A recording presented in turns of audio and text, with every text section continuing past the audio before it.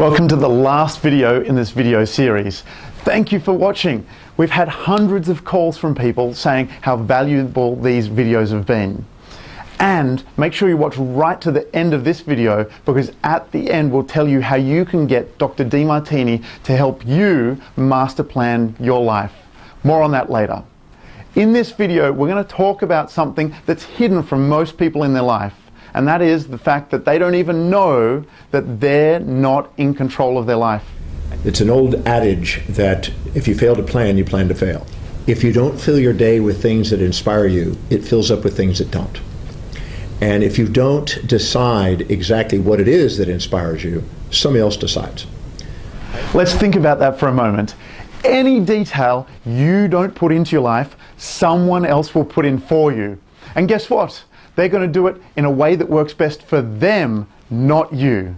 That's your finances. If you haven't master planned your finances, someone else is inserting those details into your life, probably at your expense. At your work, if you don't master plan your work, your boss has their own intentions, their own plans for you, which might not stack up in the way that you want them. In your relationship with your partner, if you don't master plan that relationship, then they'll insert the details and not always in your favor. Same for your family, for your friends, for your social network, and also your business network. If you're not master planning every area of your life, someone else is doing it and they're inserting their details into your life.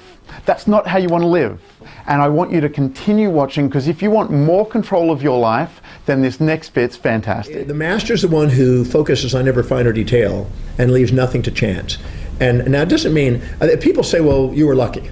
And I said, yeah, but it's interesting. I get luckier and luckier and luckier the more I get detailed. The more I keep acting on the things that are my master plan, the more detailed, the more lucky I seem to be. So if you want to become the director of your own life and master plan every single area, the amount of income you make, the countries that you go to, the friends that you have, the social networks, the people that you get out, to hang out with, the getting paid to travel and spread your message, getting paid to do what you love to do, then watch on, because this video is about giving you control. And that's why people say, well, why do you spend so much time on this planning thing? I said, because I get more results when I get really clear. So I'm constantly refining and updating my master plan.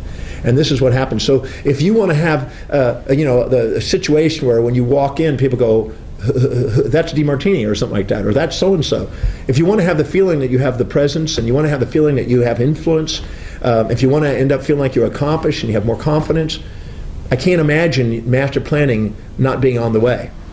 When you're the director of your life, you get to choose the set, you get to choose the location, you get to choose the budget, the catering, who you're going to co-star with, the actors, who comes on and off your set and when in the movie that is your life. You get to choose how this all comes together, because you're dictating your life. And create a masterpiece. Do you want it set in a beautiful mansion or on a tropical beach? How many people do you want your message to reach in the world, and how quickly? What impact do you want to have, and how long do you want that legacy to last? The best thing about being the director of your life is that you get the recognition for the masterpiece that you've created, because you're a master planner. In the master planning process, I have this posthumous biography of how I want to be perceived 1,000 years in the future. So when I read about Aristotle or Plato, you read about their biographies. So I wrote up my biography of how I want to be read about 1,000 years from now.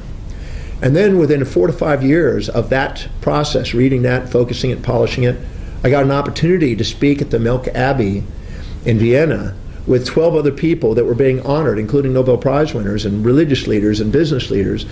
And I got to have the opportunity to have my writings, 365 quotes of my writings and teachings,